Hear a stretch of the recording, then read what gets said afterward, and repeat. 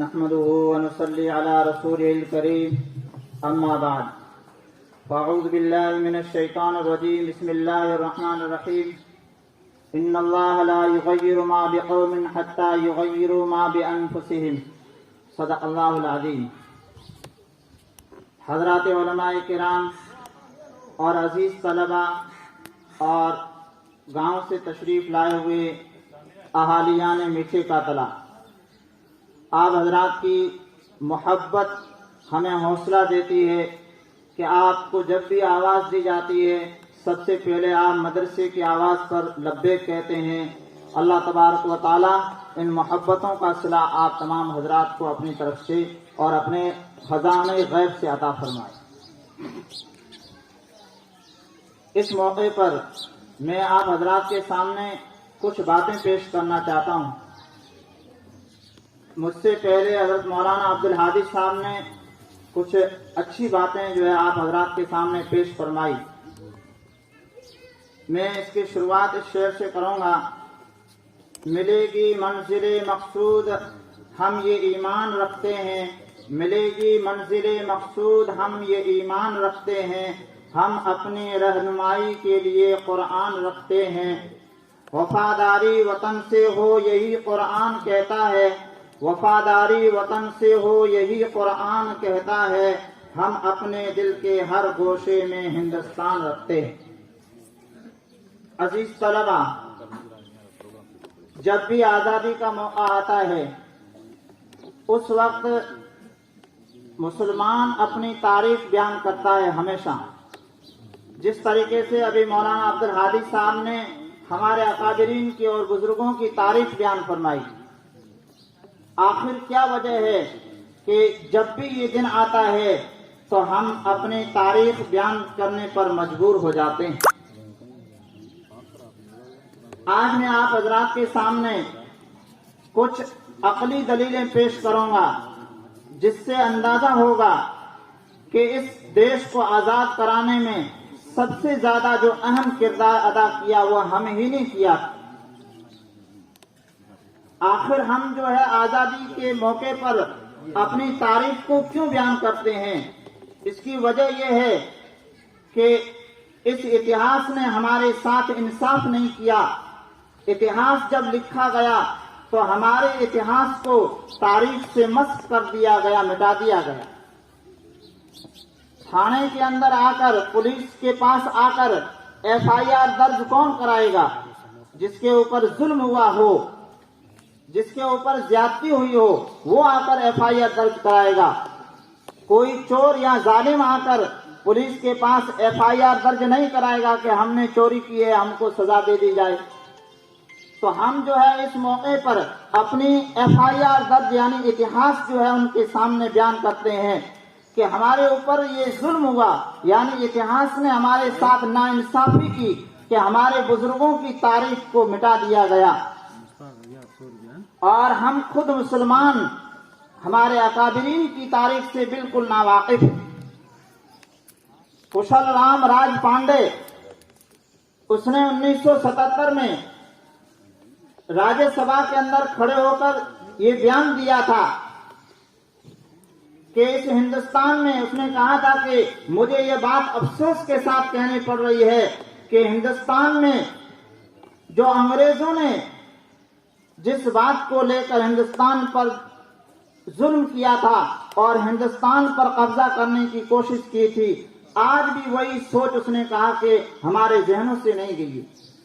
یعنی اس نے اس بات کی طرف اشارہ کیا تھا کہ مسلمانوں کے ساتھ میں انصاف نہیں کیا جا رہا ہے اتہاس اور تاریخ کے اعتبار سے۔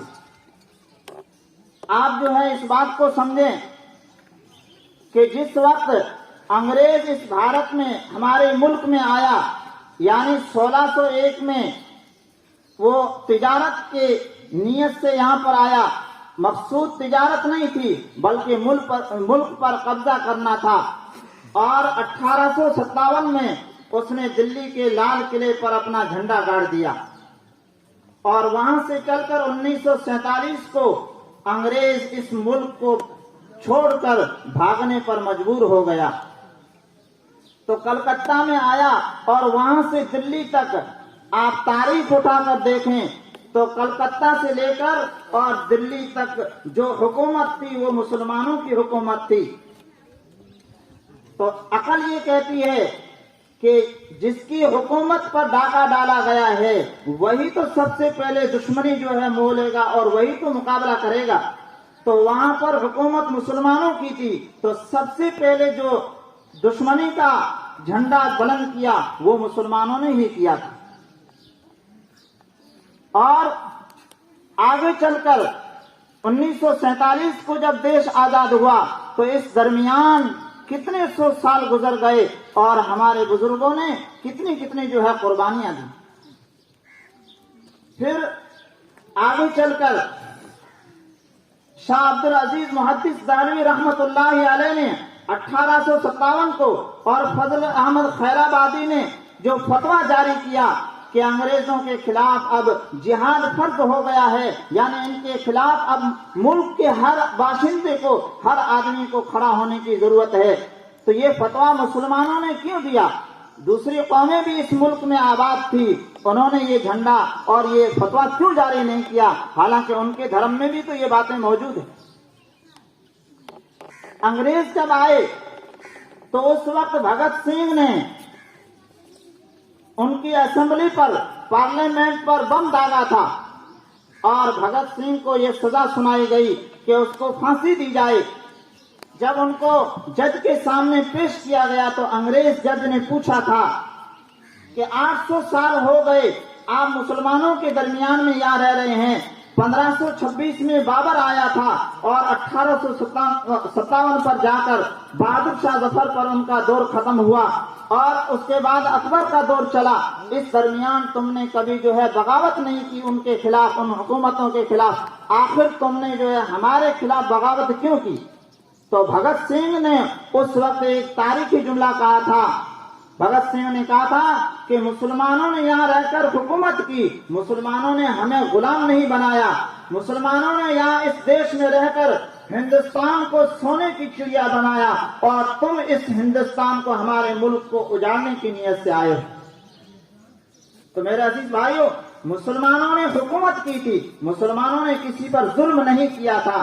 تو حکومت یہاں پر مسلمانوں کی تھی، تو جس کی حکومت جائے گی وہی سب سے پہلے تو مقابلہ کرے گا، وہی سب سے پہلے اہم کردار ادا کرے گا اور وہی سب سے پہلے جو ہے دشمنی کرے گا. پھر جب 1857 میں انگریزوں نے لال قلعے پر جھنڈا گاڑا تو برطانیہ سے ایک ٹیلی گرام آیا.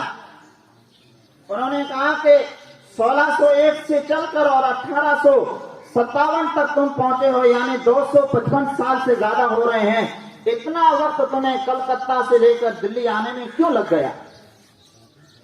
تو انہوں نے کہا، اس انگریز جو رائٹر لکھتا ہے اس نے جواب دیا کہ قدم قدم پر سب سے زیادہ جو مزاحمت کی اور سب سے زیادہ جو ہمیں دشواری پیش آئی وہ ہندوستان کے علماء کرام کی طرف سے آئی. یعنی جگہ جگہ علماء کرام نے ہمارا مقابلہ کیا، اس کی وجہ سے 255 سال لگ گئے لال قلعے تک پہنچنے میں.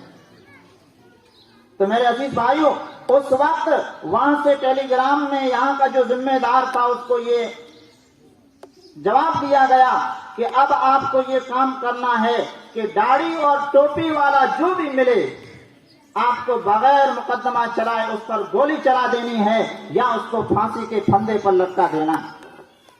تو انگریز رائٹر لکھتا ہے، کوئی دوسرا نہیں بلکہ انگریز خود رائٹر تاریخ میں لکھتا ہے کہ جب ہمیں یہ آرڈر ملا، ہمیں جب یہ حکم ملا برطانیہ کی طرف سے، تو اس وقت ہم نے 1859 اور 60 اور 61 یعنی 3 سال میں 22,500 علماء کرام کو پھانسی کے پھندے پر ہم نے لٹکایا. صرف 3 سال میں علماء کرام یعنی 22,500 علماء کرام کو شہید کیا گیا. کیوں؟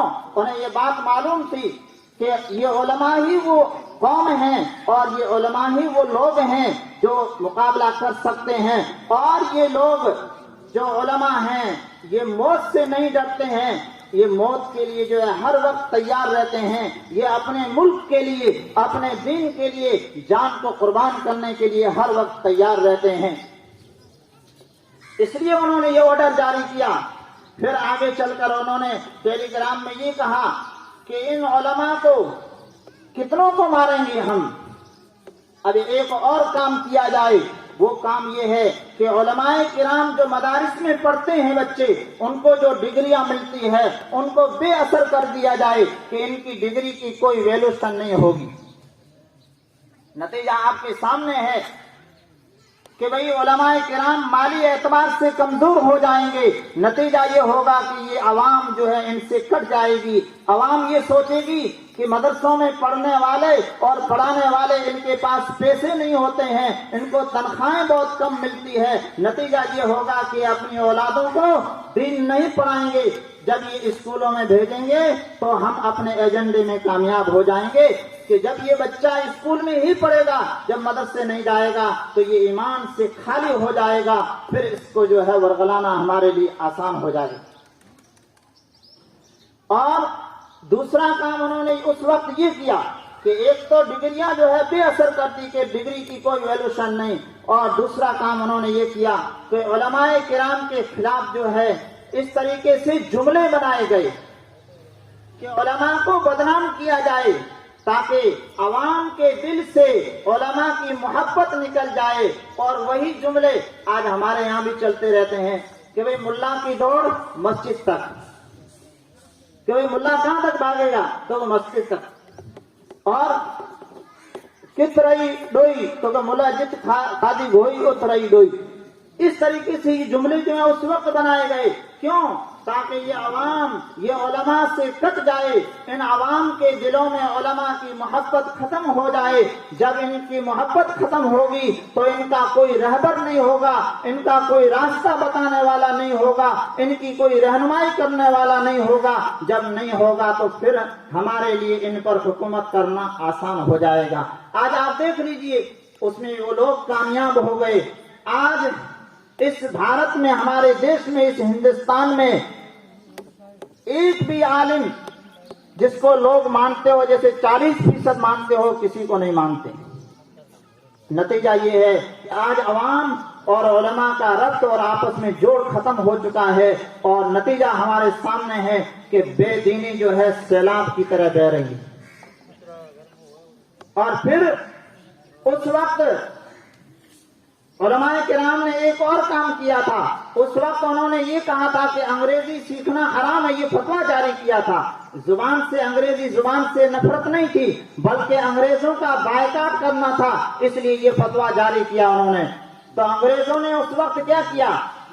انگریزوں نے یہ کہا کہ جو بھی مسلمان ہماری کالجوں میں، ہمارے اسکولوں میں تعلیم دینا چاہتا ہے اس کے لیے سارا انتظام فری ہے، اس کی کوئی فیس نہیں لی جائے گی، اس کے کھانے کا کوئی پیسہ نہیں لیا جائے گا۔ نتیجہ کیا نکلا؟ نتیجہ یہ نکلا کہ بہت سارے مسلمان اپنے بچوں کو انگریزوں کی اسکولوں میں بھیجنے لگ گئے۔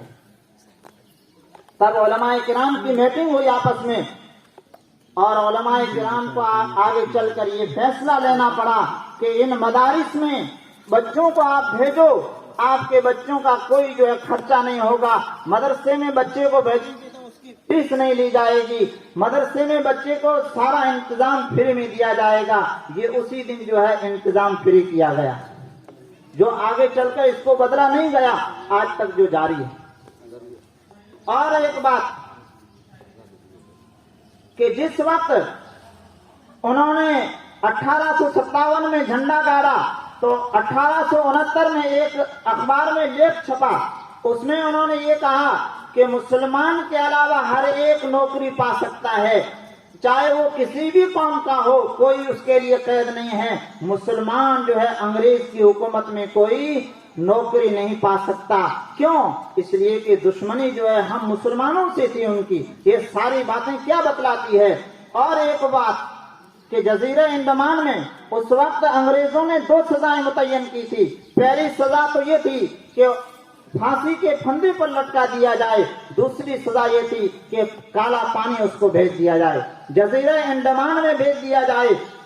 1947 سے پہلے انڈمان نکوبار میں جو سب سے زیادہ تعداد تھی وہ زیادہ تر مسلمانوں کی تھی۔ اگر مسلمانوں نے آزادی میں اگر حصہ نہیں لیا تھا تو پھر وہ جزیرہ انڈمان کہاں سے پہنچ گئے؟ یہ ساری باتیں بتلاتی ہے کہ اس دیش کو آزاد کرانے میں سب سے زیادہ جو اہم کردار ادا کیا ہے وہ مسلمان نے کیا ہے۔ لیکن میرے عزیز بھائیوں اور عزیز بچوں، یہ تاریخ آج مسلمان خود بھول چکا ہے، اور کہتے ہیں کہ جب انسان اتہاس کو بھول جاتا ہے، جب انسان تاریخ کو خود بھول جاتا ہے تو پھر تاریخ بھی اس کو بھلا دیتی ہے، اور آج تاریخ ہمیں بھلا دیا۔ اور آج میں آپ کے سامنے بیان کر رہا ہوں کہ مسلمانوں نے بھی آزادی میں حصہ لیا تھا۔ دوسرے لوگ کیوں بیان نہیں کرتے؟ کیوں؟ اس لیے کہ اگر انہوں نے حصہ لیا تھا تو ان کے اتہاس کو، ان کی تاریخ کو مٹایا نہیں گیا، اس لیے ان کو یہ باتیں پیش کرنے کی، بیان کرنے کی ضرورت ہی نہیں ہے، یا پھر انہوں نے کوئی حصہ ہی نہیں لیا تو وہ کیا باتیں آ کر پیش کریں گے؟ تو اس موقع پر ہم جو ہے تمام اکابرین اور تمام شہدائے اعظام جنہوں نے اس دیش کے لیے اپنے جانوں کو نچھاور کیا اور اپنی قربانیاں پیش کر کے چلے گئے، ہم ان کے لیے دعائے مغفرت کرتے ہیں۔ اللہ تبارک و تعالیٰ انہیں کروٹ کروٹ آرام نصیب فرمائے اور جنت الفردوس میں اعلیٰ مقام عطا فرمائے کہ انہوں نے قربانیاں دی، انہوں نے کچھ نہیں دیکھا، آج اس کے پھل جو ہے ہم کھا رہے ہیں۔ وہ تو اپنی جانوں کو قربان کر کے چلے گئے، آج ہم آزادی کے ساتھ جو ہے اس ہندوستان میں سانسیں لے رہے ہیں۔ لیکن میرے عزیز بھائیوں اور یہ گاؤں کے جو بڑے حضرات تشریف لائے ہوئے ہیں، ان سے میں خصوصاً یہ بات کہوں گا اس موقع پر کہ ہم اپنے بچوں کو قرآن کی تعلیم دیں۔ ہم یہ نہیں کہتے ہیں کہ آپ ہندی کی تعلیم نہیں دو، نہیں، بلکہ مدرسے میں بھی تعلیم کا بہترین نظم موجود ہے، جیسا کہ ماسٹر صاحب آپ کے سامنے موجود ہے۔ لیکن سب سے پہلے بچے کو آپ قرآن کی تعلیم دیں، قرآن کی تعلیم کے بعد آپ جتنا بڑا افسر بنانا چاہتے ہیں بنائیں، ہمیں اس سے کوئی اعتراض نہیں ہے۔ اگر بچے کے پاس قرآن ہوگا تو جیسی بھی ارتداد کی آندیاں چلے گی وہ ان کا ڈٹ کر مقابلہ کرے گا، وہ کبھی بھی اپنے ایمان سے سودا نہیں کرے گا، ورنہ تھوڑے سے حالات آئیں گے تو وہ اس پیشانی پر جو ہے ٹیلا نکال کر کھڑا ہو جائے گا۔ اللہ تبارک و تعالی ہمیں ان باتوں کو سمجھنے کی توفیق عطا فرمائے۔ وآخر دعوانا الحمدللہ رب العالمین۔ ویڈیو کے نیچے سبسکرائب کے بٹن پر کلک کریں، بیل کے آئیکن پر کلک کیجیے تاکہ ہر نئی ویڈیو کی نوٹیفیکیشن آپ کو مل جائے۔